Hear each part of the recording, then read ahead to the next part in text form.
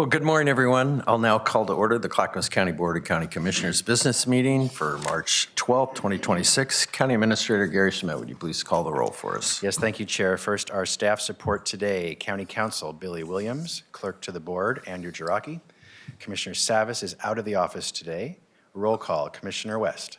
Here. Commissioner Schrader. Here. Commissioner Helm. Here. Chair Roberts. Here. Thank you, Gary. And if you're able, would you please stand and join me in the Pledge of Allegiance? I pledge allegiance to the flag of the United States of America and to the republic for which it stands, one nation, under God, indivisible, with liberty and justice for all.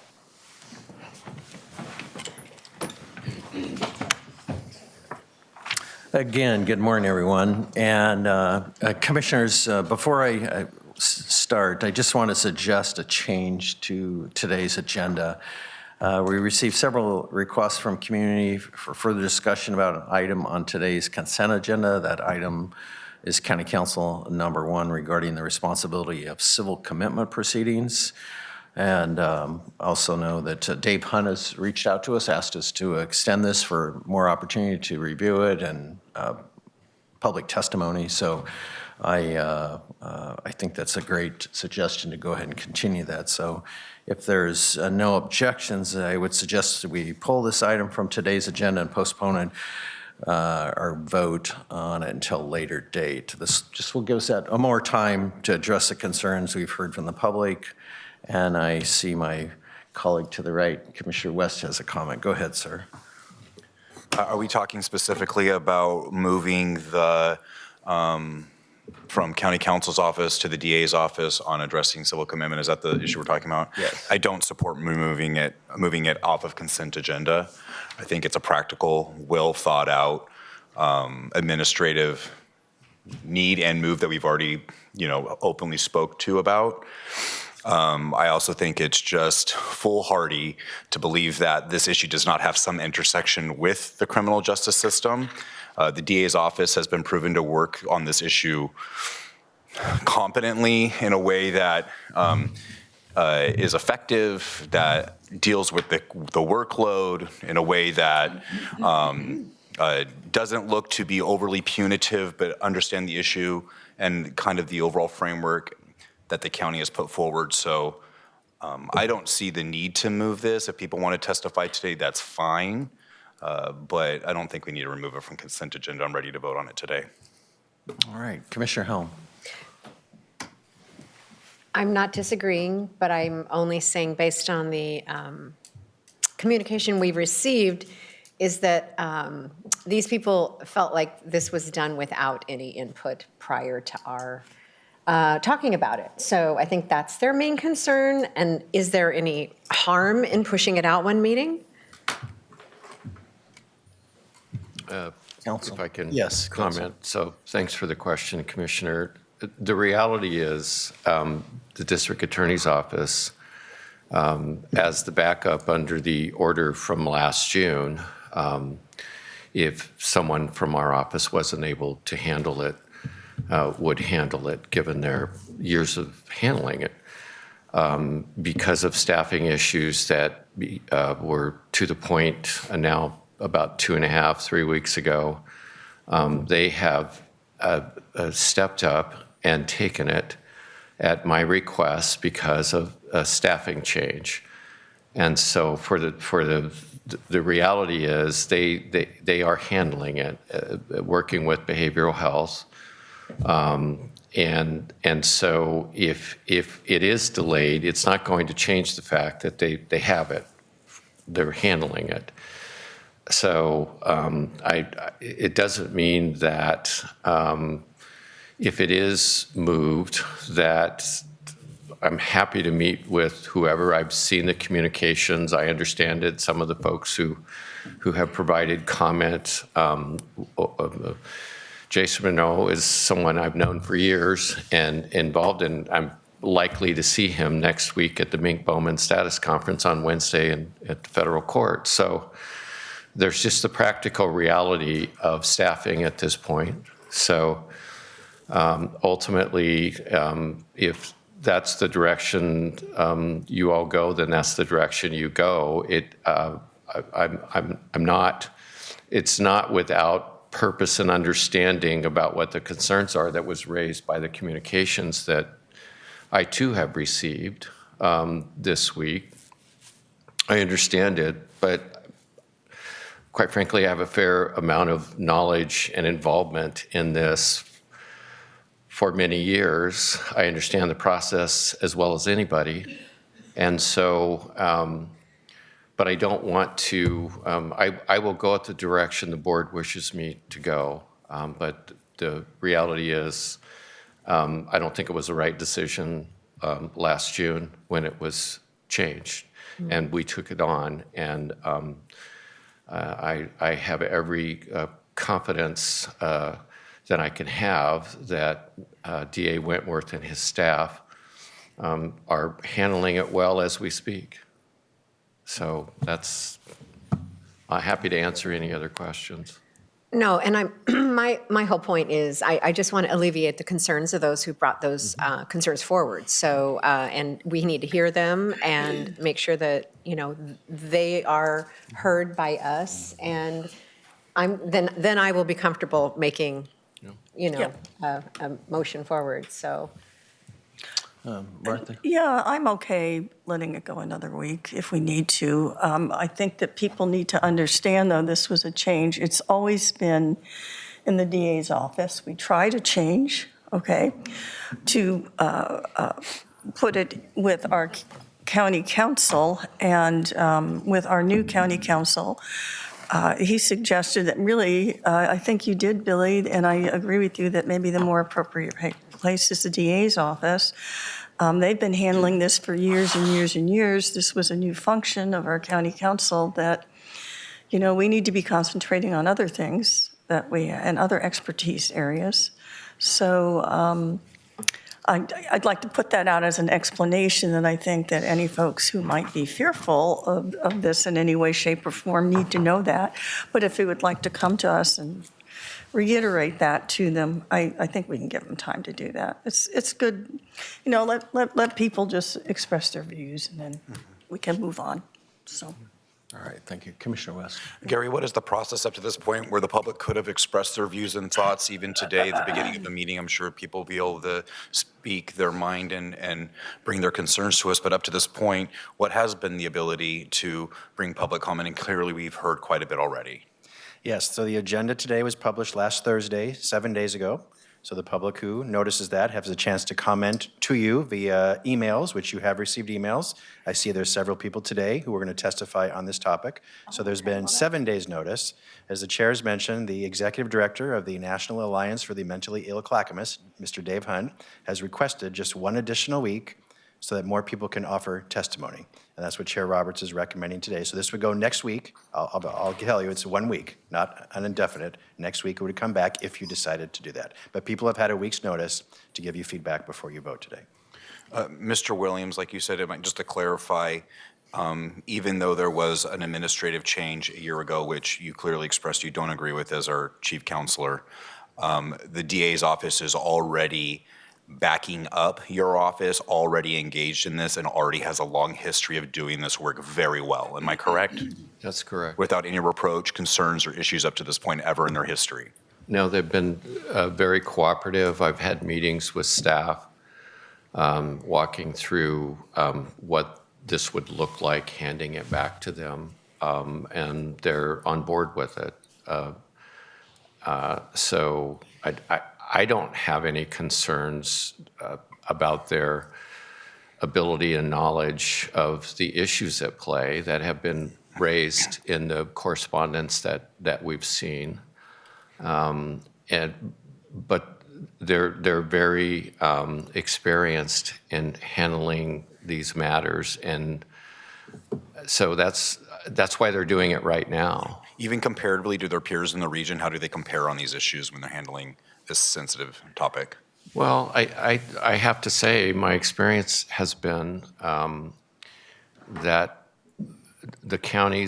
most counties handle it through the district attorney's office. There are some, I don't remember how many counties have it through county counsel's office, but it's a smaller number than those that handle it through the district attorney's office. And it's a responsibility that's taken very seriously by elected DAs whose offices are charged with the responsibilities of handling these matters. And everyone is sensitive to the fact that you're dealing with an individual's constitutional rights and the rights under Oregon law as well. And it's a serious process, and it's a process set up to try and help people in trauma who need assistance because of mental health issues. So I have every confidence in the leadership that's been shown by DA Wentworth's office, given the history of what they've already been doing. Is it fair to say that we will most likely have better outcomes for this population with a better and appropriate staffing to deal with their situation? So the longer we delay this, we're potentially delaying the ability for them to get better resolution to their cases? Yes, they Okay. will have. Yeah, They're experienced at this. Our office was not thank you. when it was taken over last June. I would implore my board to not move this forward. There has been time, the time that's allotted by law. We're a very transparent county. Many people have already chimed in. They can still give their thoughts and opinions, but I don't feel like on our very, very busy schedules and a lot of things we have going on right now, there is a need to move this any forward. So I will not be supporting moving this on to the next week. I think that we have also already been clear about where the direction this board is already kind of leaning and thinking. And I welcome anybody and everybody to just step up and to make sure they have the ability to share their thoughts with us. We will always be available to listen. That time has been afforded. I will not be supporting removing this resolution from the consent agenda. All right, thank you, Commissioner. Gary, come on. All right, process point. So the chair has the ability to adjust agendas at his discretion per the county code and board rules. He has just done that, so it takes two of you to overrule the chair. There's no motion here, no vote. So Commissioner West is asking to overrule the chair. Does a second commissioner wish to overrule him and keep this on the agenda for today? Can I ask another question first? Of course you can. So, because this was done, I think, prior to me coming on board, not just for my benefit, but for those, why was it switched back last year from the DA's office to county council? And now we're switching again, because didn't you guys approve it last year? I think council might have recommended the adjustment or the change at that time. We've done that. It wasn't as effective and worked as well, clearly, and the staffing wasn't appropriate. And so it does make sense, I think, to go back to what had worked previously. Maybe we tried to fix something that wasn't broken and we, at that time, gave it a shot. But that's how I remember it. That's how I remember it as well. Okay. And if I might just go ahead and try and move us forward a little bit. First of all, I want to say that I hear your concerns, and I agree with many of your points. I just, one of the things I wholeheartedly believe in, they have had legally the ability to come testify based on the notice. And I think sometimes there is exceptions, and one of our responsibility is to really be open to listen. And so I just want to afford them that opportunity to come before us and tell us their concerns, and which would, and I don't think, my hope is this isn't extending it a long ways down the road. I asked council about that 1 week, giving those folks the opportunity. So it appears now, unless somebody objects, we'll go ahead and have the clerk remove VB1 from today's agenda, and we'll reconsider it in a future meeting. And unless you have anything else, Gary, we'll proceed with public So communication. again, unless a second commissioner objects right now, then what Chair just said will occur. Okay, so it'll be next week. March 19th is the date certain. We'll add it to next week's agenda. Thank you. All right, thank you. Okay, everyone, sorry for the delay and the long discussion about that issue. So testimony, we're up for public communication. So testimony is limited to 3 minutes per person. As always, I ask your comments to be respectful and courteous. As a reminder, you can also email submissions for public communication at bcc@clackamas.us, and they'll be accepted as part of the public record. I'll start out with in-person testimony first, and I have a fabulous clerk that can help us moderate the in-person and virtual testimony for us. That's Andrew, and so I'll turn it over to you, sir. Thank you, Mr. Chair. If you are attending this meeting in person today and wish to comment during general public communication about any item that does not have its own specific public hearing today, this is your opportunity to please fill out a blue card that can be found by the center doors and deposit in the box. I will call on you in the order that they are received. You can come forward. You'll have up to 3 minutes, and I ask that you please introduce yourself before you begin your remarks. First, Ricky Barker. Ricky Barker, please come forward. You'll have 3 minutes. Amanda and I came at the same time. Can she go first, please? Mr. Chair, we are requesting a change. Is it all right if we allow Ms. Amanda Marshall to speak first? Yes, that's fine. Amanda Marshall, please come forward. Good morning. I'm Amanda J. Marshall. I am a person who lives with a mental illness, but I'm here today in my role as one of the 2 public defenders in Clackamas County that represent persons alleged to have a mental illness, PAMIs, in civil commitment proceedings. I oppose the request to designate the DA's office as responsible for civil commitment proceedings, and I would note that the Oregon Criminal Defense Lawyers Association supports my position and signed off on my written testimony. There are 3 reasons why I think that you should agree with me. The first one is that the DAs are experts in handling criminal cases, and county council are experts in handling civil cases. Civil commitments are civil, and they should be handled by county council. The second reason is that the fiscal savings to the system are significant when an experienced attorney is assigned to handle these cases instead of a revolving door of law students. The third reason is that PAMIs deserve to be treated with respect and dignity. In order to decriminalize mental illness, we need to take it out of the criminal system. I'm going to focus on one of those. I'm going to focus on the fiscal piece. And I will say that in the few glorious months that we were able to work with county council, our cases were handled with the grace, sensitivity, and efficiency, both in and out of the courtroom, that comes with working with an attorney who has experience. As the saying goes, time is money. And more efficient hearings free up judicial resources, they free up law enforcement resources, they free up other county employee resources, and selfishly, they free up public defense resources at a time when our state is having a severe shortage of public defenders and in a crisis in that way. I would like to say that just because this is the way that things have always been is not the reason that it should stay that way. That does not mean it is the right way to do things. And I would plead with you to please keep these with county council. We had an amazing attorney that handled these. My life was so much easier. And the proceedings were much more compassionate and much more efficient. Thank you. Thank you. Next, Ricky Barker. Mr. Barker, please come forward.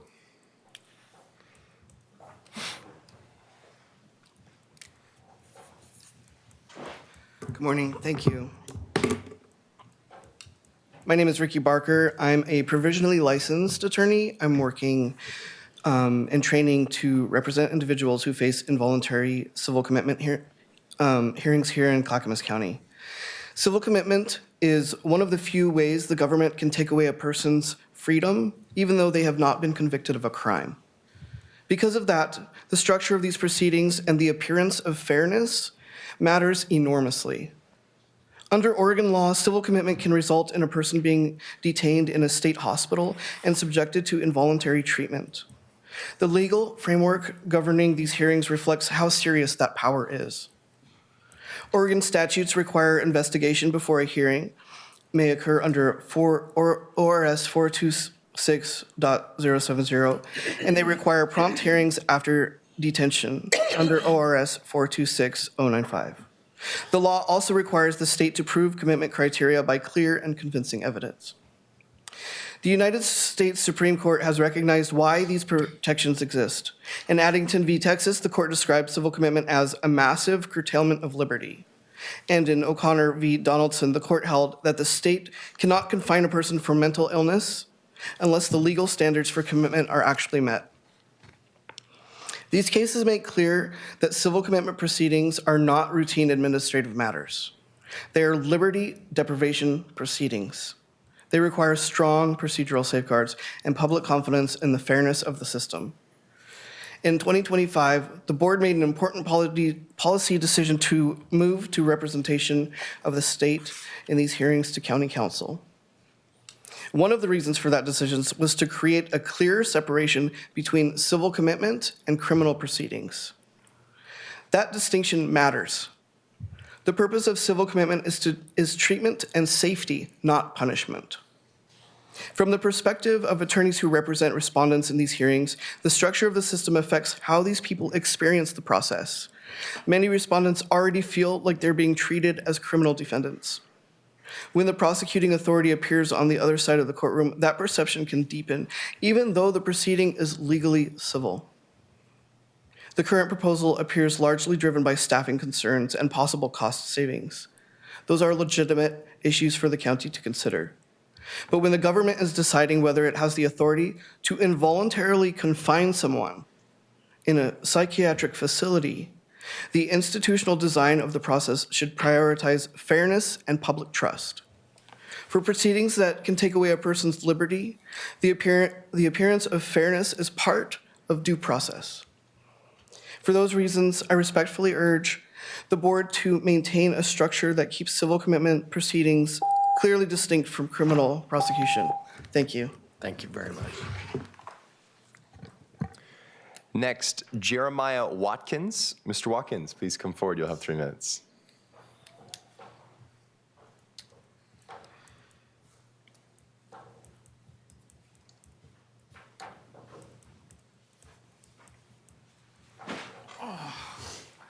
Good morning, Commissioners. My name is Jeremiah Watkins. I'm a Clackamas County resident, and I'm here to speak regarding the transfer of the civil commitment back to the DA. The proposal to transfer civil commitment representation to the District Attorney's Office. A civil commitment is not a criminal process. It is a health law proceeding governed by ORS Chapter 426, and it carries profound constitutional implications. The United States Supreme Court has described involuntary commitment as a massive curtailment of liberty. Because of that, the court requires the government to prove the legal standard by clear and convincing evidence before a person can be involuntarily confined.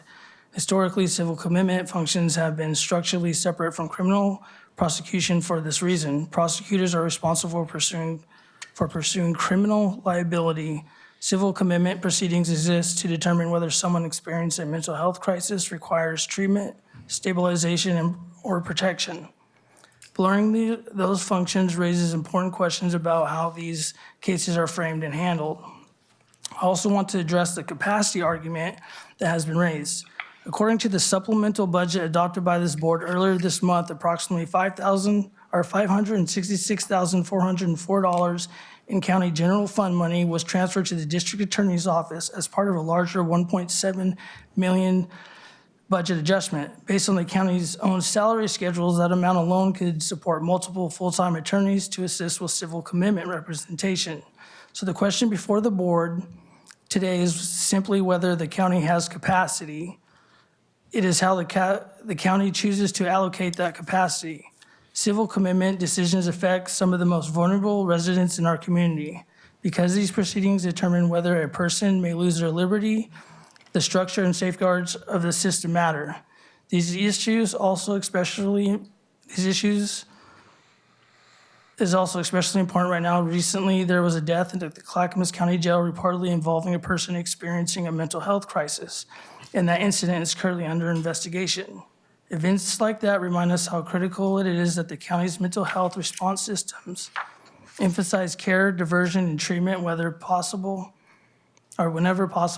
rather than allowing mental health crises to become part of the criminal justice pipeline. For that reason, I respectfully ask that the board to slow this process down and consider additional community input before permanently shifting these responsibilities.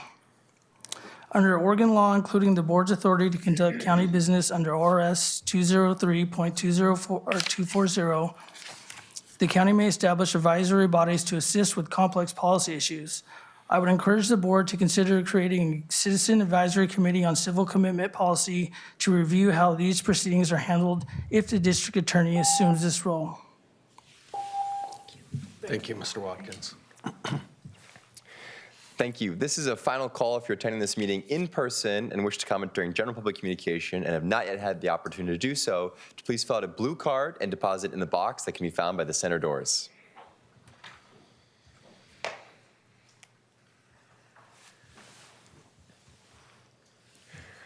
Mr. Chair, seeing no other members of the public physically present who wish to comment during public communication, I'll now, with your assent, move to those attending virtually. If you're attending this meeting virtually and wish to comment during general public communication about any item that does not have its own specific public hearing on today's agenda, this is your opportunity to please raise your hand, and I will call on you in the order that I see. Kelly Bartholomew, I see your hand. I'll allow you to speak. Please introduce yourself. You'll have 3 minutes. Good morning. Can you guys hear me? Yes, we please can. proceed. Okay, great.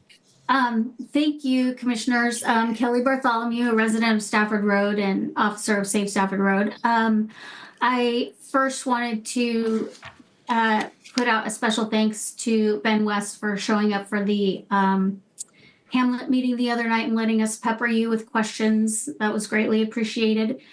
The second thing I wanted to do is show you some photos that I submitted earlier to Mr. Schmidt. And the first one is my very favorite neighbor, most handsome. And the second is my next most favorite neighbor, also very handsome. And we love them. Then the next is that yesterday, the update on the Stafford Road transmission line situation is that the Code Enforcement Department issued a letter to PGE about possible violations, including materials used for the poles, the width and height of the poles, the lack of environmental studies, and the certain poles may not have land use approval because they appear to be located outside the right of way.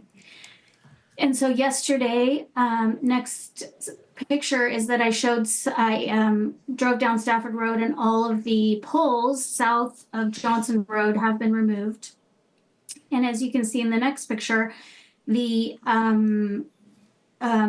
problem, unfortunately, that has now resulted is all the trees that have been removed have, and the next slide shows some more trees. And then after that, it shows that some pretty severe erosion is going on. That is a very sloped area. It's designated by Metro as a conservation area due to the slope. So the next slide shows a little bit more of that erosion going on. And the next one as well. And so there have been mitigation efforts. As if you can see in the next slide, is that there, if you look closely, there's this net sort of stuff that is supposed to help with erosion. And then the next slide shows there's been some hay that has been put down to try to help with the erosion. And then the next slide shows there's also been some sort of hay bolster things that are supposed to help that clearly don't seem to be very effective. So this, as you can see, this is why designated slope areas, conservation areas have limitations in the number of trees that can be removed. It causes, so the next up on the mic for PGE is, sorry, Gary, the very last photo I think shows it best. This is south of the 205. As you can see, it's a very steep hill. There is significant ground cover that is preventing the hill from sliding. And then that is what PGE will clear next. Unfortunately, there are homes up on that hill. And because they classified this as a maintenance project rather than new construction, they were apparently exempt from those limitations of tree removal. And so, unfortunately, those homes on the hill will experience pretty significant erosion problems once all the ground cover is removed, if allowed to continue. And finally, what I will say is, that's my next battle with my other furry friends. So finally, I've also submitted a article to Mr. Schmidt about that is getting ready for publication. And I wanted to give the commissioners a chance to comment or add any personal quotes that you wanted to the article. So he will have that available to you and can just email me any quotes that you would like to include. And that concludes my remarks. Thank you. All right, thank you, Kelly. Thank you. Next, Mr. Les Poole. Mr. Les Poole, I see your hand is raised. I'll mute you. You'll have 3 minutes.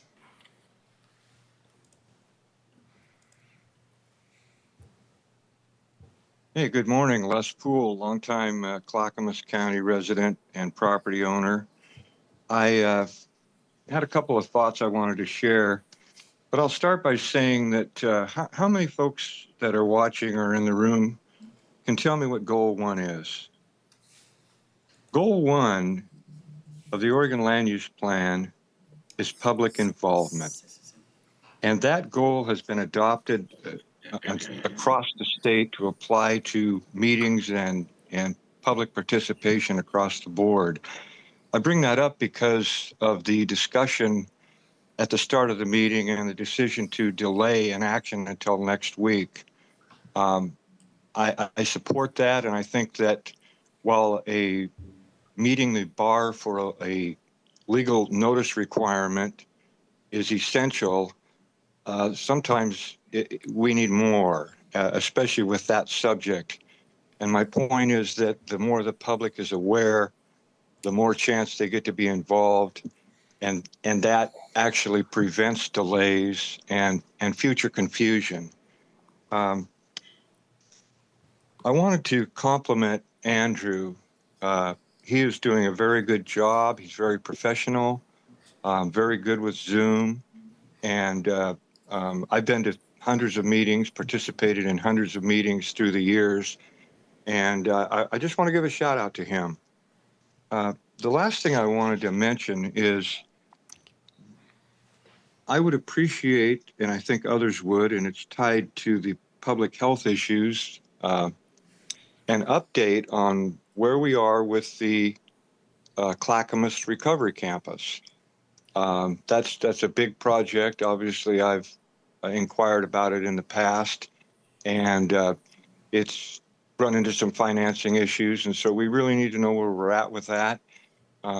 If that is successful, it will certainly help across the board with the social problems we're having.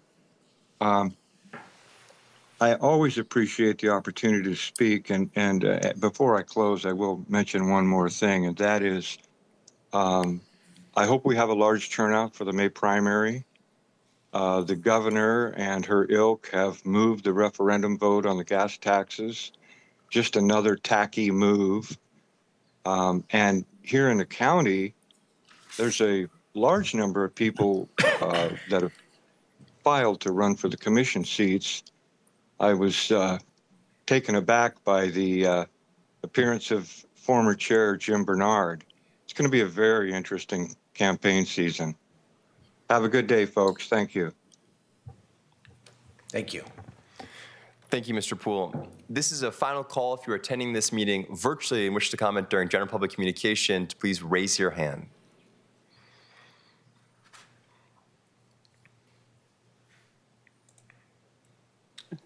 Mr. Chair, I see no other members of the public, either physically or virtually present, wish to comment during general public communication today. All right, thank you, Andrew. I'll now close the public communication portion of our meeting. I'll now recess as the Board of County Commissioners, convene as a Housing Authority Board. I'll turn to Gary. What do you have for us? Thank you, Chair. You're now meeting as the Housing Authority Board of Clackamas County. This is the consent agenda. Joining you online is Housing Resident Commissioner Ann Leenstra. Good morning, Commissioner Leenstra. Good morning. Thank you for being here. Andrew, would you please read the consent agenda? Housing Authority of Clackamas County consent agenda. Item 1, approval of a resolution authorizing development agreements for sale of Housing Authority properties to provide affordable homeownership opportunities. Property sale gross revenue value is approximately $20,700,000. No county general funds are involved. Mr. Chair, that concludes the Housing Authority consent agenda. All right, thank you. Do any of my colleagues wish to remove any item from that consent agenda? All right, seeing none, may I have a motion? I Chair, move we approve the housing, sorry. I move we approve the Housing Authority consent agenda as read. Second. Right. So Commissioner Leestra has moved to approve the Housing Authority agenda. It's been seconded by Schrader. And is there any further discussion? All right, seeing none, clerk, would you please call the poll? Commissioner West. Aye. Commissioner Helm. Aye. Commissioner Schrader. Aye. Commissioner Leenstra. Aye. Mr. Chair. Aye. Motion passes 5-0, Mr. Chair. Thank you. I'll now adjourn as the Housing Authority Board and reconvene as the Board of County Commissioners. Before I do so, thank you again, Leestra, for your continued public involvement and support. We sure appreciate it. Thank you. You're welcome. All right, thank you. Gary, what do you have next? Next, there are two presentations for the board. The first presentation is Metro Supportive Housing Services Fiscal Year 2025 Regional Report. We have several presenters. Mary Rumbaugh, Director of Health, Housing, Human Services, will kick it off. We also have Yesenia Delgado, who is Division Director for Supportive Housing Services at Metro. And in the audience is Dr. Mandrel Taylor, co-chair of the Supportive Housing Services Oversight Committee, and K.I. Liang, Oversight Committee member of the Supportive Housing Services Committee. Welcome, everyone. Go ahead, please, Mary. Good morning, Chair Roberts and Commissioners. Thank you for taking the time to have us here this morning. It is my pleasure to welcome members of the Metro Supportive Housing Services Oversight Committee to present the annual update covering the fiscal year 24-25. As noted, I am joined right now with Yesenia Delgado, the SHS Division Director at Metro, as well as members of the SHS Oversight Committee. The Metro Supportive Housing Services Regional Oversight Committee provides independent and transparent oversight of the fund. The committee makes sure the fund is fulfilling its goals and presents annually to Clackamas, Multnomah, and Washington County the reports to the Board of County Commissioners regarding the program's challenges, successes, and outcomes. And I'll turn it over to Yesenia for some brief comments. Thank you. And good morning, Commissioners. For the record, my name is Yesenia Delgado. I use she and her pronouns, and I'm the Division Director at Metro. As was shared, we're pleased today to share with you an update on the fourth regional report from the Oversight Committee. As you all know, voters in the Metro region approved SHS to build a regional system of care in partnership with Washington, Clackamas, and Multnomah County. And one of the requirements via SHS is that each year, counties submit what we call an annual report by October 31st of every year. And they share that report with Metro and the Oversight Committee to share more about how funds were spent in alignment with SHS requirements and progress made towards the commitments and goals of SHS. So the SHS Oversight Committee, who was established by Metro Council to conduct independent oversight on behalf of this fund, reviews these reports, assesses them for challenges, opportunities, and performance, and then drafts what we call the SHS Regional Report, which is what they will be presenting highlights to you today. The regional report at a high level assesses the performance from the previous year, touches on where we're at on our 10-year and annual goals, as well as discusses challenges, opportunities, and recommendations for the next year to strengthen oversight for the fund. I will note that this year, the regional report by the Oversight Committee was drafted in the context of Metro Council passing SHS reforms. These SHS reforms were intended to be administrative, to streamline governance, and to ensure that we're doing the best that we can to be adapted and change the system where we can to be able to build and have more efficiency around the system that we're creating.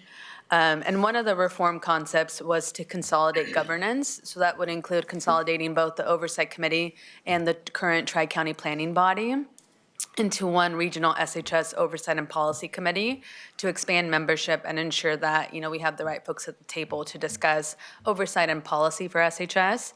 So given that the Oversight Committee was sunsetting, the Oversight Committee took that into consideration as they were drafting this regional report and their recommendations.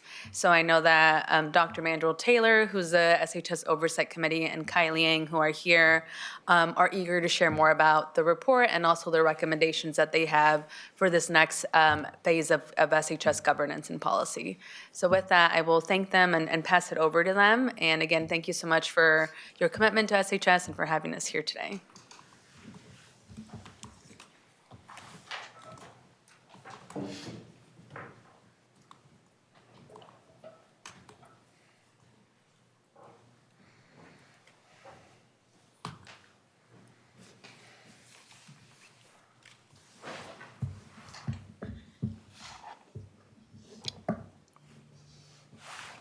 morning. Good morning. My name is Kai Ling. I'm one of the members of the Oversight Committee for the SHS Fund. Dr. Manuel Taylor, co-chair. Thank you. If we can, yep, thank you. So before getting into the details, I want to ground us in a few big picture highlights. This year really presents a turning point for us. We moved from early system building out into a phase of stabilization and sustained investment. Across the region, counties partner with 107 service providers, including 16 culturally specific organizations. That's especially notable in that funding for culturally specific providers has grown nearly fivefolds from year one. That's a 477% increase. And these partnerships are essential to advancing racial equity and improving housing outcomes. We also saw meaningful progress at the regional level. The Tri-County Planning Body helped us move from planning into action. Launching training and technical assistance, strengthening healthcare alignments, improving landlord engagement, and advancing coordinated entry and data sharing. And finally, counties have collectively spent $425 million in year 4, a 44% increase over the prior year. All annual tax revenue was spent, and counties continue to responsibly draw down carryover funds. This signals a system that's no longer just expanding, but stabilizing for the long term. Thank you. And you can see in this slide how the region performed against its core housing goals in year 25. And that's a lot to be proud of. At the regional levels, county exceeded their combined goals for permanent supportive housing, housing placements, rapid rehousing placements, housing retention, homelessness prevention, and shelter capacity. In fact, this is the first time the regions have met all the core placement and household serving goals, and that's a major milestone. The one area we fell short on, as you can see there, was bringing new supportive housing units and vouchers online, and reach about 73% of the combined goals, but that is actually intentional, because it's to pull back in order to account for the revenue forecast, as we were forecasting a lower than expected revenue income. So overall, this tells us the system's working, but it's operating with a very restricted real financial and structural constraints. This graph focuses on housing stability through an equity lens. It compares who is actually experiencing homelessness with who is actually receiving housing placements and preventing services.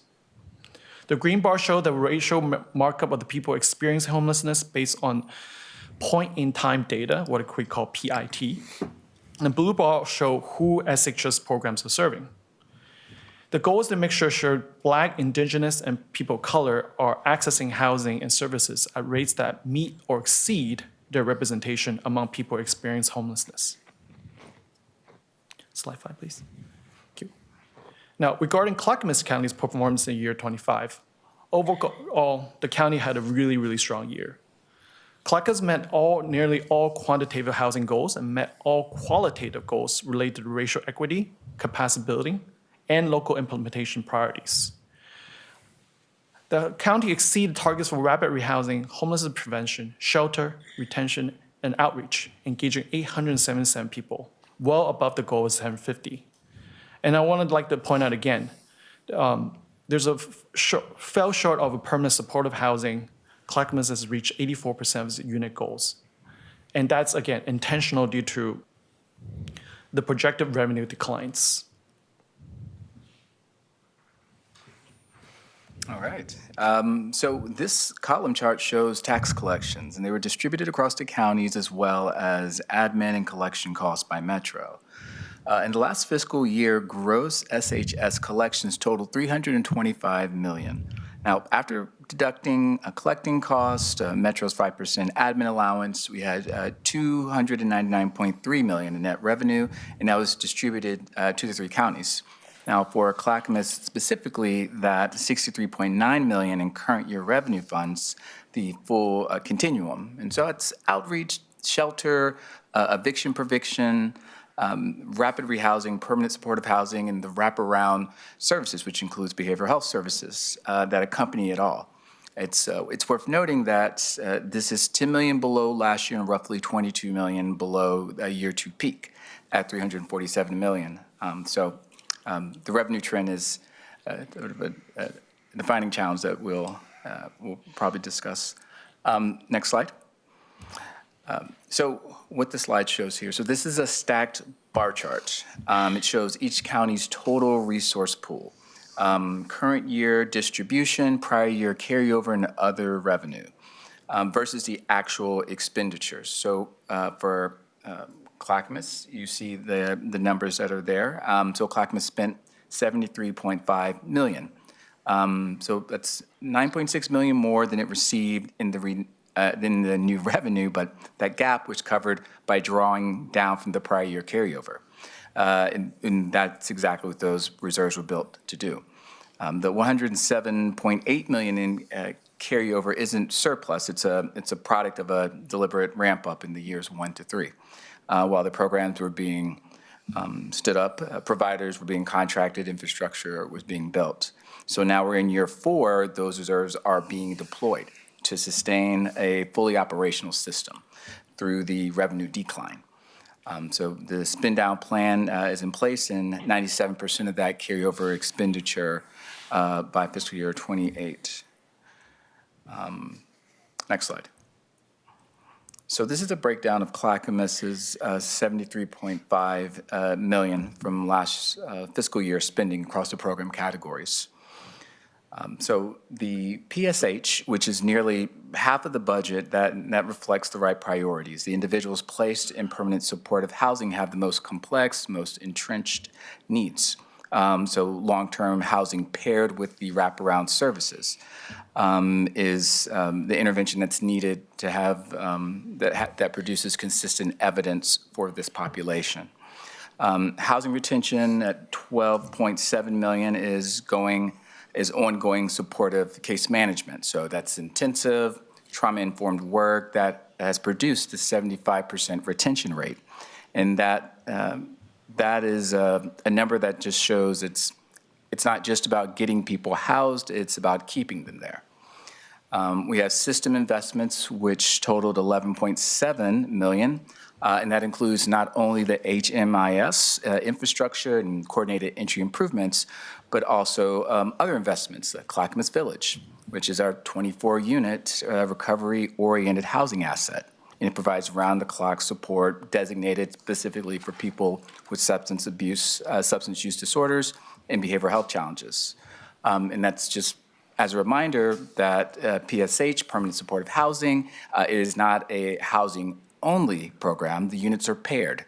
They're paired with supportive services. As I mentioned before, behavioral health services, case management. Other things. County admin was at $4.2 million specifically for Clackamas, and that's 5.7% of the total spending. Yeah.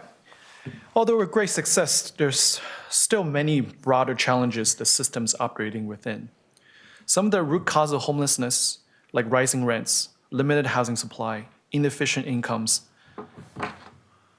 and lack of childcare and gaps of behavioral health services are largely outside the direct control of homeless services system. As a result, whilst SHS is successfully moving people into housing, the overall need continues to grow. In year 4, for every 10 people who exit homelessness into permanent housing, about 30 new people enter the system. Additionally, updated revenue forecasts require counties to scale back on some planned expansions, particularly those involving long-term commitments like permanent supportive housing. And these challenges don't negate the impact of SHS. They explain the context in which the system is operating. Next slide, please. Now, based on Oversight Committee's experience, there are several lessons that can help inform future governance, which the earlier transition we talked about. First, we hope that effective oversight requires real authority, clear accountability tools, and defined roles between Metro, counties, and all the governance body. Second, decisions should be grounded in evidence and informed by people closest to the work, service providers, county staff, and people with lived experience, supported by timely and transparent data. And finally, SHS should continue to be guided by its founding values, particularly racial equity, cross-sector collaboration, transparency, and focus on stable housing outcomes. As the system matures, the Oversight Committee believes it's appropriate to revisit actually SHS investment priorities as we step into year 5. This included reviewing population spending goals, how funding is prioritized across programs categories, how funds are allocated across jurisdictions, and how SHS dollars are best leveraged alongside other funding sources. With growing need and shrinking federal and state support, these discussions should be guided by data, system mapping, and meaningful community engagement. All right, thank you. So what this slide shows is a recommendation that could address the potential disconnect. The disconnect that is between the successes and positive impacts of this program and the possible paradoxical perception that may be held by certain members of the public. So this is one of the more strategically important recommendations on the list because it speaks to the public legitimacy of the program. So despite the measurable progress, nearly 3,000 people housed since 2021 in Clackamas alone, over 3,000 evictions prevented, 95% PSH retention rate, the public continues to see homelessness. They see it on the streets, in their parking lot, and many do wonder whether their investments are working. So this perception gap, it's real, and it poses a genuine risk to the sustainability of the program. So building public support requires honest communication about what this program, the supportive housing program, is designed to do, what it has achieved, and what it cannot do alone. The gap between these numbers and the overall scale of need reflects structural forces. Now, no single program would be able to overcome. So in Clackamas, the average monthly inflow, we've gone through those numbers, but ultimately the inflow exceeds the outflow. And so this isn't a program failure. This is more upstream. This is a structural reality. And so effective messaging acknowledges that reality honestly. Doing so will build an informed public support, and it will temper unrealistic expectations. So this program is filling a critical gap, but is operating against that tidal wave, that deficit, which will more than likely require a partnership on the state and federal level. Next slide.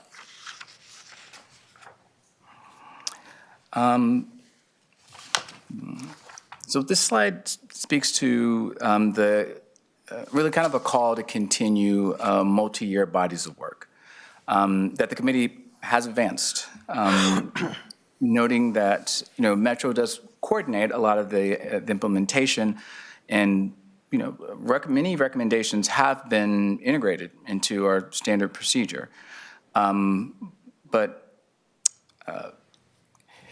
I guess the work isn't quite over yet. There are many recommendations that are still in progress, and it is an ongoing body of work. We're having a transition with the governance of that, and that continuity will not be automatic. It's going to require some degree of oversight, and even from your position as the Board of County Commissioners, being able to track that progress and support implementation when necessary in order for many of these recommendations to continue to move forward. There are several areas that continue to need attention. I probably won't be naming all of them, but there certainly are present. Provider sustainability. There's many client-facing staff that are under a lot of pressure. It's a very difficult line of work. There's high acuity that's present, and many of their salaries compete with jobs that are less intensive. And it is, as I mentioned before, it's an ongoing body of work, and we all need to play some degree of a role, whatever way that we can, in ensuring that the work continues to move forward.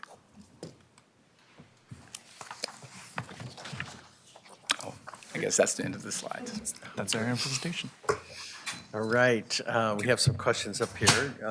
My colleague to the right, Commissioner Schrader, go ahead. Hi, thank you for coming today, and I know that Ben has been kind of our key person working on a lot of this, so you may already know the answer to this question, but I'm going to ask it anyway.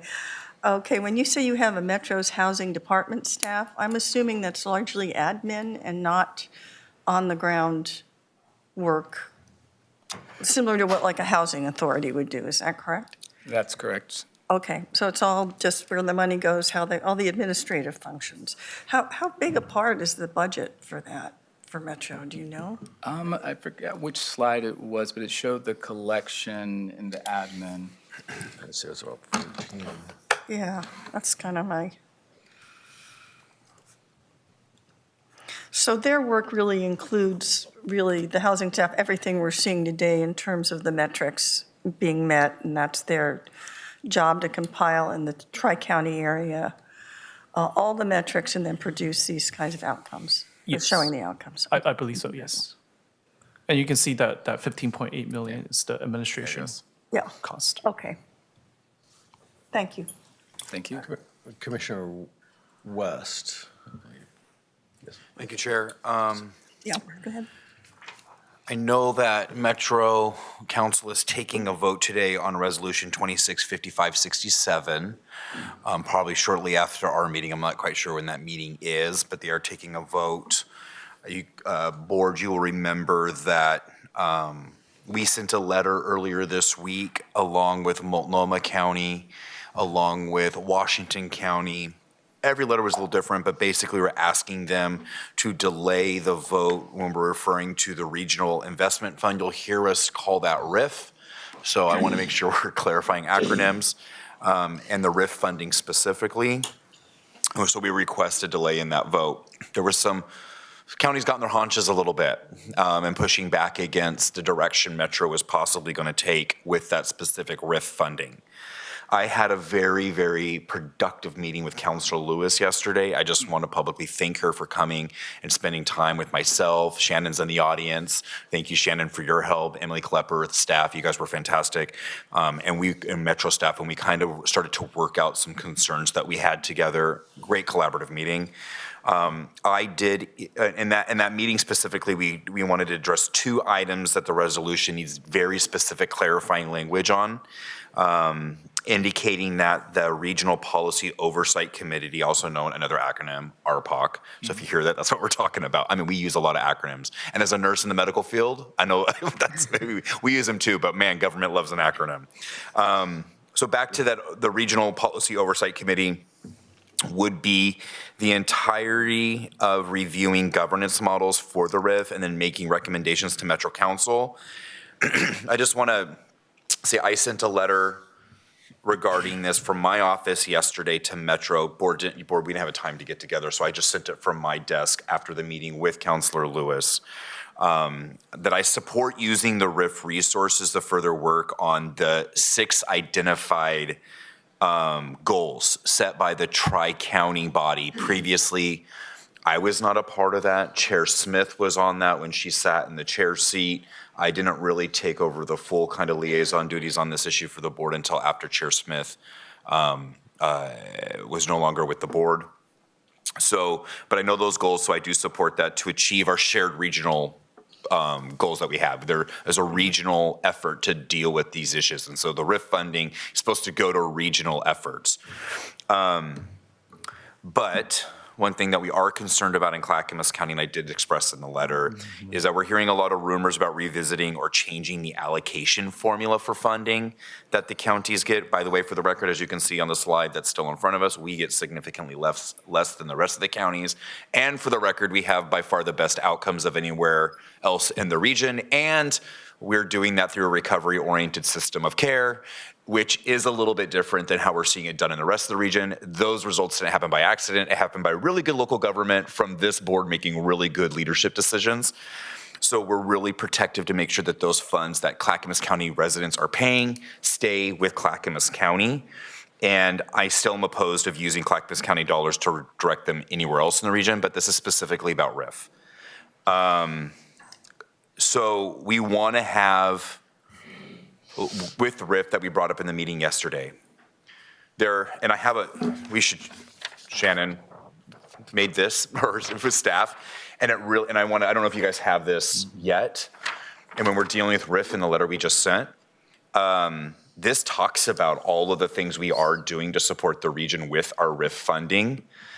And one of the concerns that we had is that Clackamas County, and under the leadership with Mary and Shannon and our team, has such an amazing, one of the concerns with like regional landlord recruitment and issues with landlord. And one thing that we were concerned about is that we don't really need additional funding for that specific thing anymore, or maybe for the region, but we do it differently in Clackamas County. The relationship between the county and the landlords and the collaboration is like seamless. And it works way better than it does. And then we don't have the same landlord issues for a variety of reasons that Multnomah County has, right? So when we said, hey, what's working in Clackamas County, we don't want to abdicate that because we have to do a regional approach that looks like something that a different county is doing. If you want to take a regional approach, we don't want to give up our funding, but we need you to, maybe replicate what's working, and it's working here. So I think I'll make sure the board reviews this, but I didn't know if you could kind of speak after my long intro here. I apologize, my bloviation. I wonder if you could speak a little bit to that RIF funding, the role with the oversight committee. Where does RPOC now play within all of that? And then how are we going to address the competing interests and the differences between the counties on these regional approaches? Of course. Yeah, and I'll just chime in here first because it's a bit more of a technical question, and then I'll invite Dr. Taylor to add in anything else. But yeah, as always, Commissioner West, thank you for your thoughtful comments, and I'm really glad to hear that the meeting with Councilor Lewis went well yesterday, because I think the ongoing partnership and support that we've been able to foster with you all has really made a lasting impact on SHS. So I can assure you that this updated resolution that, as you mentioned, Metro Council is discussing and potentially taking a vote on, it's actually happened. They start to meet at 10:30, so there's a bit of an overlap between these two meetings. So I even don't know potentially what's going on right there, but we can certainly follow up. But in terms of your question, I can assure you that Metro Council is definitely interested in building off the successes of the Regional Investment Fund and seeing where we can make some improvements. Because I think, as you identified, there's these regional goals. Each county has implemented them in some similar ways and some different ways. So really assessing how that has worked for the first 4 or 5 years and how we can work to improve that. What are certain programs that we can perhaps add efficiency to if we regionalize them at a level that we could build an infrastructure where perhaps it could support with better outcomes and impacts. But to perhaps answer your question around the RPOC's Regional Policy and Oversight Committee's role in terms of RIF and the consolidation and what that actually means. So before, in the two committee structures that we had, the Tri-County Planning Body and the Oversight Committee, the Tri-County Planning Body really set regional policy recommendations and directions for how to spend the Regional Investment Fund. But then the Oversight Committee ultimately still needed to approve those. So the Tri-County Planning Body approved the goals, the budget, the areas, but then that work then still needed to come to the Oversight Committee. And what we noticed that there was a bit of sometimes inefficiencies in the fact that two different committees, you had to wait till the next committee kind of came around and met, and then the Oversight Committee then had to get briefed on the work happening in the Tri-County Planning Body, even though the Tri-County Planning Body had spent already hours, discussing a certain idea or budget recommendation. And then, of course, the Oversight Committee, as you can attest, sometimes had questions that then had to go back to the Tri-County Planning Body. And we had commissioners from each of the counties sometimes sitting in both committees that they were like, we already had this conversation over here.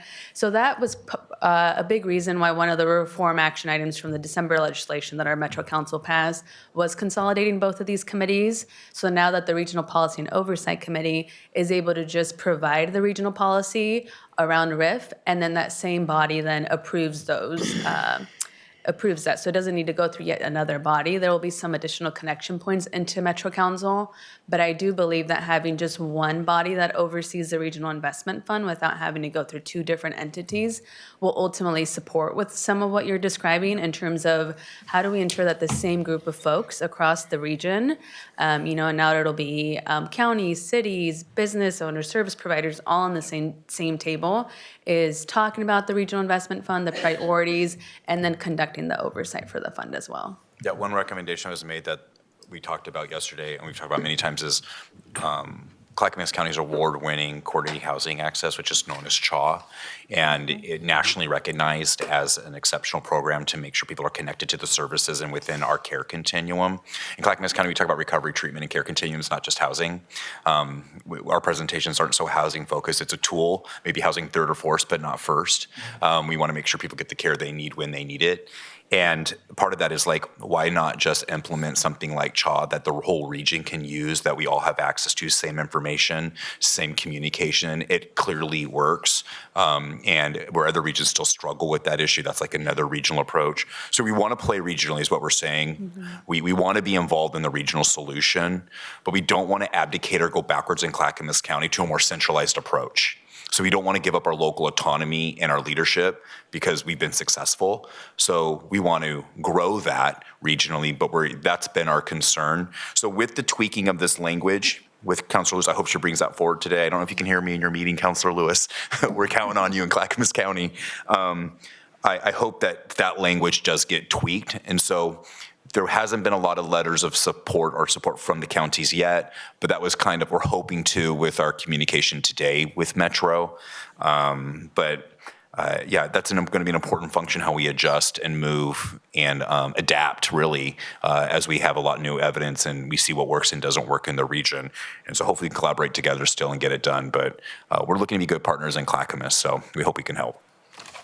Thank you. Commissioner Helm.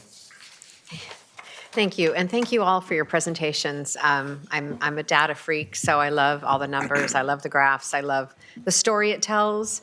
It helps us know where we're at and where we need to move forward. You mentioned, Doctor, the kind of the doom loop that for every 10 people we house, there's 30 people entering the system. Question one, is there hope of getting ahead of that, number one? Number two, do you know how we compare with other cities that are in the same scenario? And are other cities experiencing this thing? Is this unique to Portland? I would like to know, I'm an apples to apples person. I like to know what other cities are doing that are experiencing the same thing, but addressing it possibly in a different way, or getting ahead of this thing that now seems almost impossible to get ahead of. So I know you don't have numbers in front of you, but just maybe your philosophical, where you see that headed and how we do address it. Sure. There certainly are upstream issues that are affecting us all collectively, and it's revealing the sort of these underpinnings that have been here, but now, it's being put to the test. This social infrastructure flaws and disconnects that have been here. Portland, the Portland metro area, there are some unique challenges that they specifically have. There's certainly, and again, I don't want to give too long of an answer here, but with the affordability crisis and other factors that are going in, people are coming from all around Oregon and they're collapsing in. So sometimes, a lot of times, especially with larger states, this also can happen when you have a major city and larger states that are there. People will start to come into these areas. And we're also,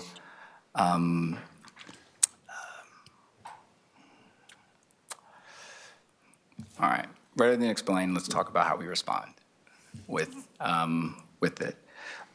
It's going to take a lot of collaborative work. And that historically has been difficult in a political sense, to find partnerships. But this is going to be a lot of partnership work.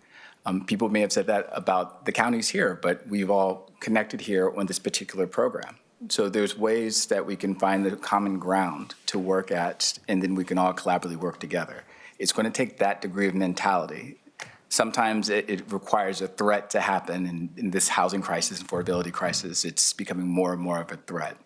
And so we have to figure out how we're going to respond to that threat.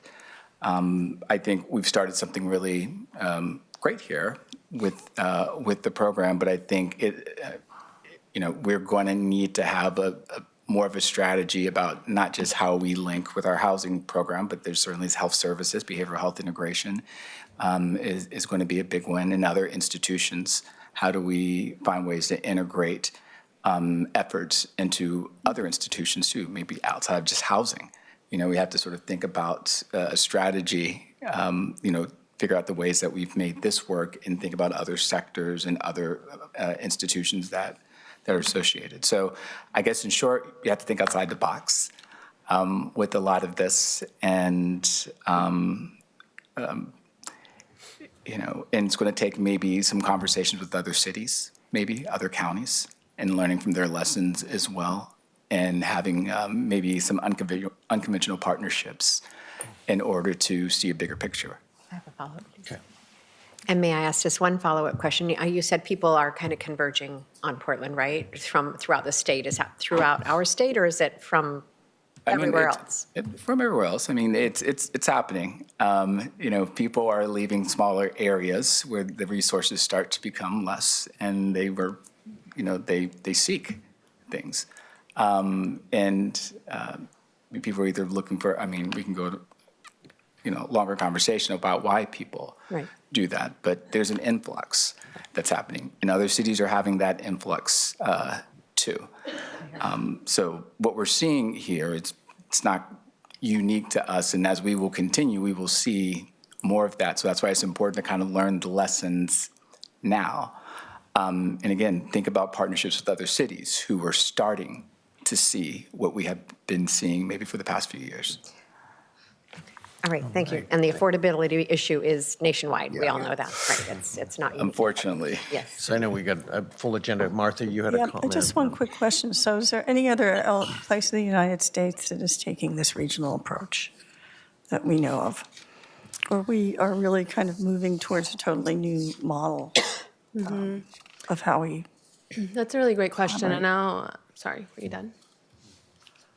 Just wanted to make sure. And I could just take this opportunity to speak really quickly to our Metro Council president last year created a president's work group that really looked at, and Commissioner West was a part of it, and Commissioner West really brought forward this idea of can we do some research and understand what's happening in other cities? And I think we did a lot of that. And I could certainly pass along that information to you all if you would want to take a look at that.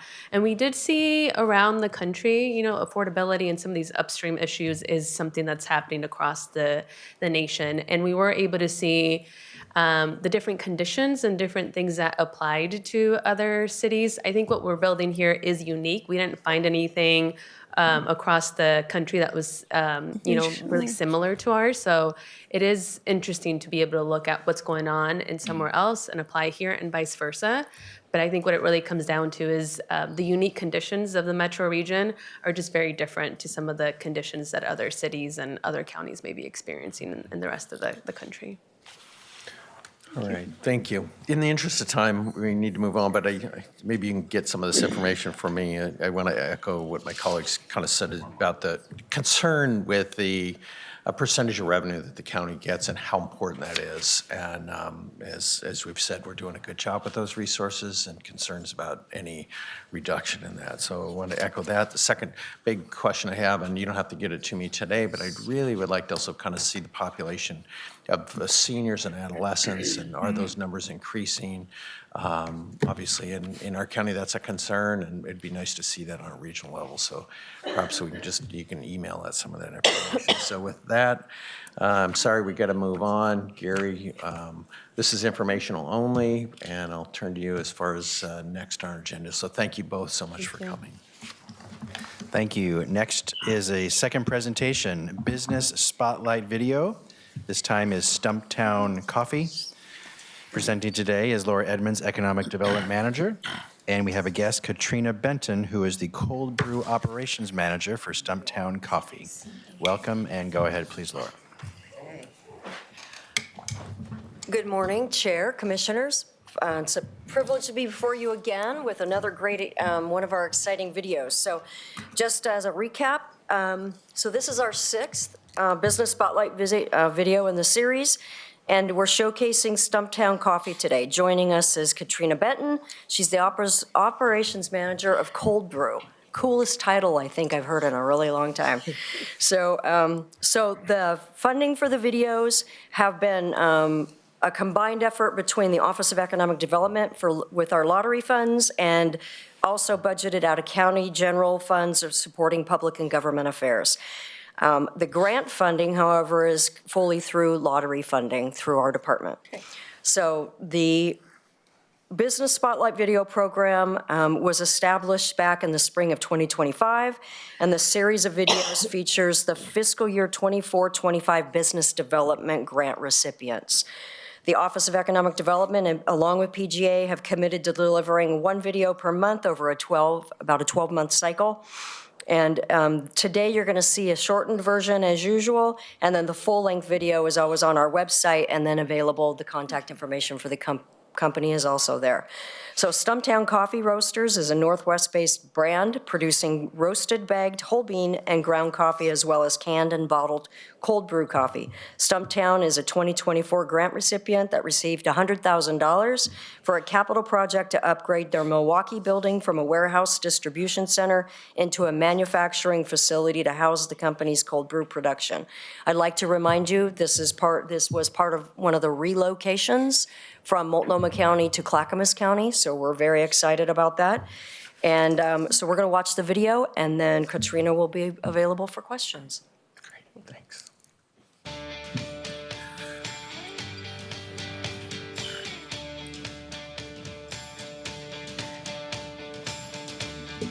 Stumptown started in 1999 as a coffee roaster, and our main focus then and still today was having direct relationships with the coffee producers and just roasting delicious, sweet, clean, and balanced coffees. And in 2011, we started making cold brew, putting cold brew in a stubby bottle. That was our first item. Since then, I've expanded into cans and large format bottles and kegs. And so all of those cold brew items are what we make here. So we receive freshly roasted and ground coffee from our headquarters in Portland. So it gets loaded into a brew tank, passes through a filter, and then gets rapidly chilled with a heat exchanger and stored into a packaging tank. From there, we'll deliver the product from the packaging tank into any number of packaging lines, be it the bottling line, canning, or kegs. So today we're brewing about 1,300 pounds of coffee per day, and then in terms of cans, we could pack roughly 13,000 or 14,000 cans per day. Wow. Our cold brew production has been growing and increasing over the last several years, and in order to help facilitate that growth, one of our coworkers looked up grants to see if there was something available to help facilitate that change and that growth. The grant really helped make it possible. We were able to intentionally place our equipment and the items that we need for our process and a flow that made sense. With the grant and moving into Clackamas County, we've increased our capacity fourfold, and also been able to hire on cold brew operators, a maintenance tech, and kind of consolidate all of our volume that was split across multiple facilities all into one. And that just feels really nice to kind of have it all under one roof. There's room to grow in the facility, which is great, and we already do have some things we're working on. Communication with the City of Milwaukee and Clackamas County has been very transparent. It's been very smooth. It's been clear who we need to contact, what questions we need to ask, who we need to follow up with. They have done nothing but show up for us and be as excited about us being here as we are.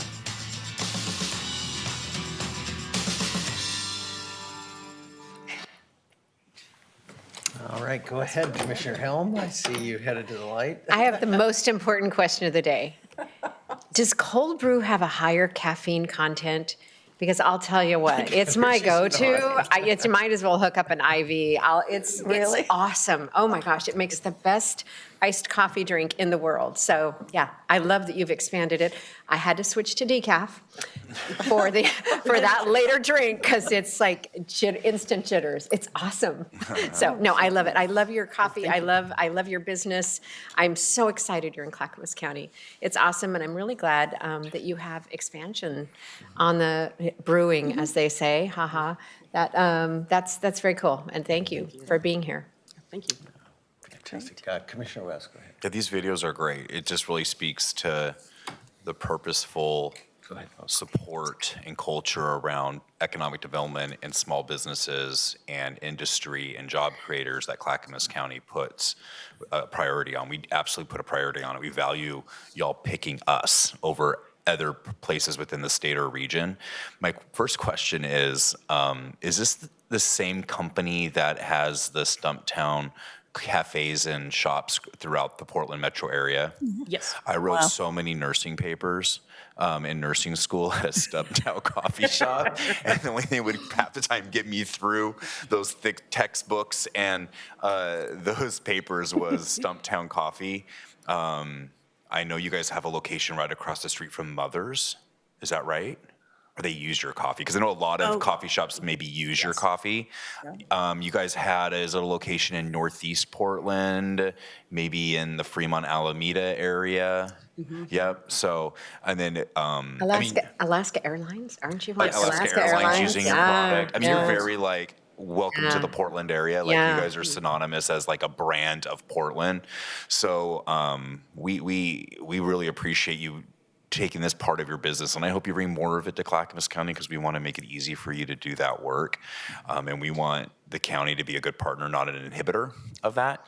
And thank you for making such a great product that clearly many of us on the board have partaken in and enjoyed. So thank you for that, and thank you for being here today. We've done a lot of these videos, and every one of them is awesome, and it's the type of stories we want to hear in our we hear a lot of troubling news around businesses and businesses wanting to stay in Oregon. And so thank you for sticking it out with Clackamas. We want to work with you. Yeah, you guys have made it very easy for us. It's you. easy to pick you. Great. You guys have, again, I echo what I said in the video.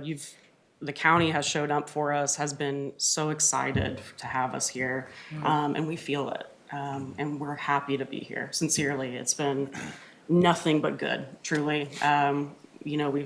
We've been operating our logistics out of that warehouse for several years now, so we've kind of gotten accustomed to it, and we needed to move our cold brew facility, and it kind of all just really worked out. So do you see a significant savings then? I mean, you guys have businesses in Multnomah and in Clackamas. Correct. Do you see a significant difference when doing business in Multnomah County versus Clackamas? I'd have to call our finance team in to get to the specifics of that, but it is a cost savings for us to be able to combine our two facilities. We were paying additional rent and utilities at a third location in Portland last year, and so being able to combine with our logistics team has been a huge cost savings. Additionally, we added a cooler into that same facility, and so now we're doing all our distribution out of there as well. So that's an additional cost savings for us. And we don't have those additional taxes on your production that our neighbors to the north have, so you get a little more money to expand and employ people here in Clackamas County maybe than in Multnomah County. Yeah, I know our finance team was very pleased. I can say that. Thank you. Commissioner Schrader. Well, that's always nice to hear. I've never tried it, and I'm a little afraid to, because I may not sleep for 3 days. I don't know, but I will. I promise you I'll try it. But you'll have to give me the recipe for a good cold brew. Well, it might contain some other things. Oh, there it is. Just saying. Depends on what time of day it is. But yeah, we have cafes in the city of Portland, also in New York City and Los Angeles. We also we have one in Kyoto as well. We are on Alaska Airlines. Stay tuned for that. we're very happy with our partnership there. We're very happy to be up in the sky, serving delicious coffee. But yes, we are all over. Not all of our stuff is highly caffeinated like our cold brew. Okay. We do have some more mellow options for you. Okay, thank you. We also introduced The a cold brew decaf especially. can You, as you well don't want to last year. see my head spinning with your terrible sight. There's caffeine can affect everyone differently. So I it's know. all good, yeah.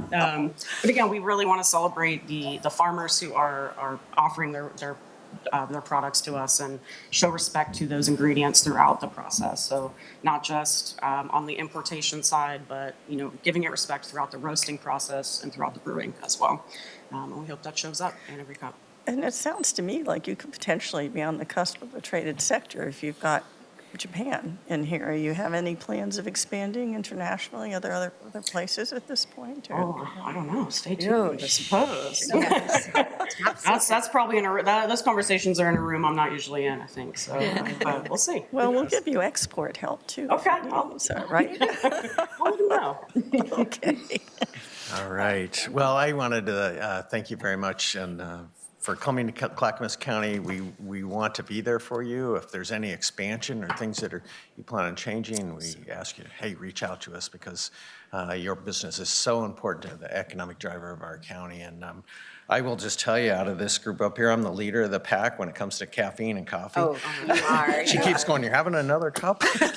And I think I'm probably that guy that doesn't affect as much, but so much love your product and just want to say thank you. And I just want to hear a little bit about you and kind of what brought you to Stumptown. Oh, yeah. sure. I grew up watching the show How It's Made. There was also another one on Food Network called Unwrapped. So I loved watching just literally machines and how they make things. I think it's fascinating. And so I followed that after college. And, I didn't think I would end up in coffee, but here I am. And it's the best job I've ever had. I love it. I love the people I work with. I love the company. We get to make a wonderful product, obviously. But it's been, again, my favorite job I've ever had. They are, similarly to, as I said about Clackamas County, I'm being so excited to have us. Stumptown is also so excited about their people. And I would say, again, it's the first company I've been at that they are as excited about you and what is your passion as what you're bringing to the table. Right. And so it's just a wonderful place to be, truly. Yeah. And I think that really speaks to your company. It's so great to hear employees say, hey, I love my job. I love where I work.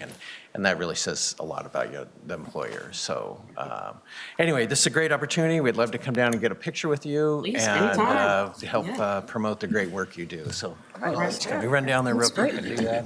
Cool. Thank you all very much. Thank you. All right. I'll wait back here. We'll have you up here. Oh. And the lights. It's a photo op.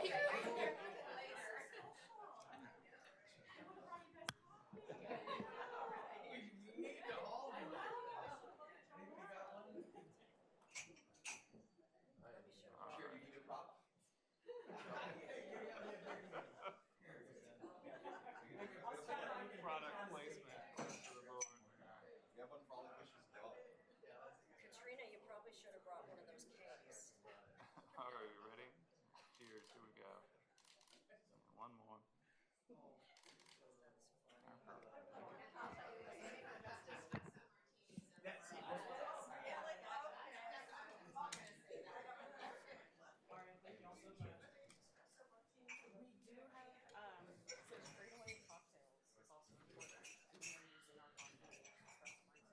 Yeah, they do. That's what I use it for. Also on Alaska Airlines. Yeah, I know.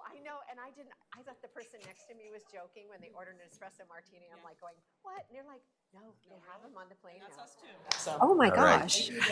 We have quite a bit more agenda items to talk about. So what I'm going to do is take a short 5-minute break. So we'll be back in 5 minutes.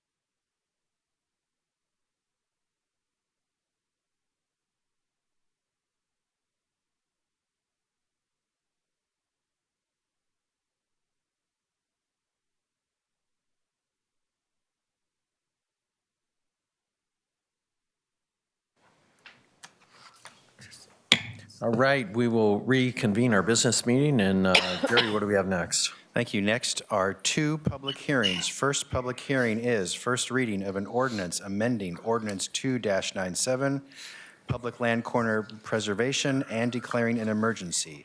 No fiscal impact, no county general funds are involved. Jeff Munns, Assistant County Counsel, will present. Go ahead, please. Yes, thank you, and good morning. This is an amendment to an ordinance that's been on the books since 1997, which set the fee for the public land corner preservation fund at $10 per filing. A recent change in state law under HB 3175 amends that law and allows you to set the fee by resolution, which is how we set all of our fees countywide. So this is just the first reading and a public hearing for this, and we'll come back on April 2nd. We're planning on to come back and do the second reading and have you vote on approving this. All right, thank you, Mr. Munns. Any questions from my colleagues? All right, seeing none, I'll now open the public hearing portion of this item and ask the clerk to moderate comments for us. Clerk? Thank you, Mr. Chair. If you're attending this meeting in person and wish to comment on this specific item only, this is your opportunity to please fill out a blue card and deposit in the box that can be found by the center doors. Mr. Chair, seeing no one physically present wishes to comment on this specific item, with your assent, I'll move to those attending virtually. If you are attending this meeting virtually and wish to comment on this specific agenda item, this is your opportunity to please raise your hand, and I will call on you in the order that I see. Mr. Les Poole, I see your hand. You'll have 3 minutes. Hey, hello. I appreciate the opportunity to speak again. I'll be very brief. I support the work of the county surveyor and certainly support the idea that we needed to move forward with this. If you've ever been out looking for property markers or involved in aspects of land use, it's really critical, and you can circumvent a lot of neighborhood disputes and confusion by keeping things up to date. And sometimes when one goes looking for a property marker, they find that it's been there for 40, 50, 60 years, and there's an old rotten wooden post, and if you can find that, you get lucky. So just want to weigh in that this is something I'm certainly in support of, and I believe it's mandated. Thank you. Thank you, Mr. Poole. This is a final call to comment on this specific item. Mr. Chair, I see no other members of the public, either physically or virtually present, wish to comment on this specific item today. All right, thank you. I'll now close the public hearing portion and see if any commissioners have any questions. Seeing none, may I have a motion? I move we read the ordinance by title only. Second. All right, Commissioner Schrader has moved to read the ordinance by title only. Commissioner Wells has seconded that. Any further discussion? Seeing none, clerk, will you please call the poll? Commissioner Helm. Aye. Commissioner West. Aye. Commissioner Schrader. Aye. Mr. Chair. Aye. Motion passes 4-0, Mr. Chair. All right, clerk, would you please assign an ordinance number and read it by title only for us? The ordinance is numbered 02-2026 and entitled as an ordinance amending Ordinance 2-97, Public Land Corner Preservation and declaring an emergency. Mr. Chair. Thank you. The second public hearing will be on April 2nd, and we'll move on. Gary, what do you have next? Thank you. The next public hearing is first reading of an ordinance to amend County Code Chapter 2.15, County Internal Auditor. No fiscal impact, no county general funds are involved. Presenting is Jody Cochran, the county's internal auditor. Go ahead, please. Hello, Chair, Commissioners. So again, for the record, my name is Jody Cochran. I am the County Internal Auditor.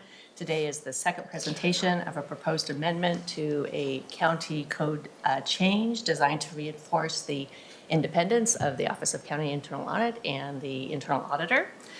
This was presented to the board last week on March 3rd. There are two primary updates that we're seeking. The first clarifies and defines the role of a position that's already being used in practice, and that is the Internal Audit Administrator. And then the second refines the structure of the Internal Audit Oversight Committee, reducing that from a 7-member to a 5-member committee.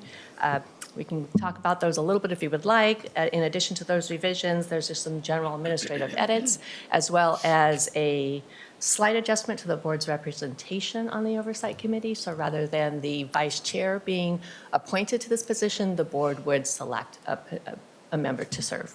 So with that, looking to ask that you move this to a public hearing and provide some feedback and possibly schedule a second public hearing. All right, any questions, colleagues? All right. He's ready to go. Chair, I move that we read the ordinance by title only. Second. Oh, is a public hearing, Chair? Yeah. No. Do that first, please. Pause my. He's moving things along. All right, thank you. I now open the public hearing on this item, so I'm going to turn to our clerk again, if you'd help us moderate that. Thank you, Mr. Chair. If you're attending this meeting in person, this is your opportunity to comment by filling out a blue card and depositing in the box by the center doors. Mr. Chair, seeing no members of the public physically present, with your assent, I'll move to those attending virtually. If you are attending this meeting virtually and wish to comment on this specific item, this is your opportunity. Please raise your hand. Mr. Chair, I see no other members of the public, either physically or virtually present, wish to comment on this specific item today. All right, thank you. I'll now close the public hearing and see if any commissioners have any questions or comments. I did see you smile at him, which was Well, he was hanging over the microphone like, ugh. Sorry, I was like, I was hooked on you. So now I'm ready for a motion. I move that we read the ordinance by title only. Second. All right. Commissioner West has moved to read the ordinance by title only. Commissioner Schrader has seconded that. Any further discussion? Seeing none, clerk, would you please call the poll? Commissioner Helm. Aye. Commissioner Schrader. Aye. Commissioner West. Aye. Mr. Chair. Aye. Motion passes 4-0, Mr. Chair. Okay, so once again, clerk, I'm going to please assign an ordinance number and read it by title only for us. The ordinance is numbered 03-2026 and entitled as an ordinance amending County Code Chapter 2.15, County Internal Auditor. Mr. Chair. And thank you. The second public hearing on this will be on April 2nd, and I'll turn to Gary. What's next? Great, thank you. Next is the consent agenda for the Board of County Commissioners. Andrew, would you please read the consent agenda? Consent agenda for the Board of County Commissioners. Item A, elected officials. 1, approval of previous business meeting minutes for the Board of County Commissioners. B, County Council. Mr. Chair, item 1 has been removed at your request. 2, approval of a resolution to allow property tax relief for properties destroyed in September 2020 wildfires and rebuilt by owners. Fiscal impact is approximately $31,000 in reduced general funds available to the county through property tax revenue. C, Transportation Development. 1, approval of a release of permanent storm drainage easements to Dick S. Yabuki and Janet S. Yabuki at 12968 Southeast Sunnyside Road, Clackamas. No fiscal impact. No county general funds are involved. D, Health, Housing, and Human Services. 1, approval of a personal services contract with Brown Consulting Associates for regulatory audits of health center services. Contract value is $1,075,000 for 5 years. Funding is through health centers' fee-for-services revenue. No county general funds are involved. 2, approval of revenue grant agreement with Oregon Housing and Community Services for Neighborhood Stabilization Program redevelopment activities. Agreement value is $338,321.28 for 3 years. Funding is through Oregon Housing and Community Services. No county general funds are involved. 3, approval of subrecipient grant agreement with Oregon Housing and Community Services for installation of Canby area emergency generators. Grant value is $820,000 for 3 years. Funding is through Oregon Housing and Community Services. No county general funds are involved. 4, approval of board order authorizing keys to Clackamas County Homeownership Program down payment assistance and delegating signature authority to the chair, the administrator, the department director, and/or the division director for related subrecipient agreements. Order value is $6,900,000 for 29 months. Funding is through Community Development Block Grant Disaster Recovery Funds. No county general funds are involved. 5, approval of an amendment to an intergovernmental agreement with Clackamas Fire District Number 1 for the Community Paramedic Program. Amendment value has no fiscal impact and extends agreement for 4 months. Total agreement value is $1,002,563 for 2 years and 4 months. Funding is the American Rescue Plan Act state and local fiscal recovery funds. No county general funds are involved. 6, approval of an application for continuation of a federal grant for transit service between Sandy and Timberline Lodge. Application value is $2,860,000 for 3 years. Funding is to the Federal Highway Administration. No county general funds are involved. 7, approval of a grant application to the Oregon Health Authority for suicide prevention training and firearm vaults. Grant value is $10,000 for 1 year. Funding is the Oregon Health Authority. No county general funds are involved. Mr. Chair, that concludes the Board of County Commissioners consent agenda. Yeah, thank you, Andrew. Any colleagues wish to remove any item? All right, seeing none, may I have a motion? I move we approve the consent agenda as read. Second. All right, Commissioner Schrader has moved to approve the consent agenda as read. Commissioner Helm has seconded. Any further discussion? Seeing none, clerk, will you please call the poll? Commissioner West. Aye. Commissioner Helm. Aye. Commissioner Schrader. Aye. Mr. Chair. Aye. Motion passes 4-0, Mr. Chair. Thank you. I'll now recess as the Board of Commissioners, convene as the Development Agency Board of Directors. Gary? Next is the consent agenda for the Development Agency Board. Andrew, would you please read the consent agenda? Development Agency Consent Agenda. Item A, approval of an amendment to an intergovernmental agreement with Clackamas River Water for the Southeast Monroe Street Improvements Project. Amendment has no fiscal impact and extends agreement 1 year. Total agreement value is approximately $1,426,616 for 30 months. Funding is through reimbursement from Clackamas River Water. No county general funds are involved. Mr. Chair, that concludes the Development Agency consent agenda. All right. Any directors wish to remove any item? Seeing none, may I have a motion? I move we approve the Development Agency consent agenda. Second. Director Helm has moved to approve the Development Agency consent agenda. Director Schrader has seconded. Any further discussion? Seeing none, clerk, please call the poll. Director West. Aye. Director Schrader. Aye. Director Helm. Aye. Mr. Chair. Aye. Motion passes 4-0, Mr. Chair. All right, next, I will adjourn as the Development Agency Board and reconvene as the Board of Commissioners. And Gary, what's next? Thank you. Next is County Administrator update. I will skip my update this week in the interest of time. Back to you, Chair. All right, next is up is Commissioner Communication. And we've had quite a lengthy meeting. I might just encourage everyone if we could keep it short. So I'm going to turn to Commissioner Schrader first. Well, I am going to keep it short. I did have some announcements and things I want to talk about for childcare today, but that can wait.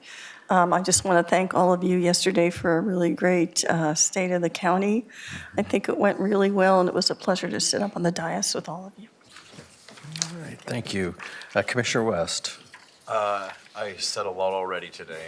I will hold comments to a future meeting, which I'm sure I will have now. I know. He'll have something to say, I know. And Commissioner Helm. I went to the Bull Run CPO meeting on Tuesday evening. It was quite an experience driving out into the middle of nowhere.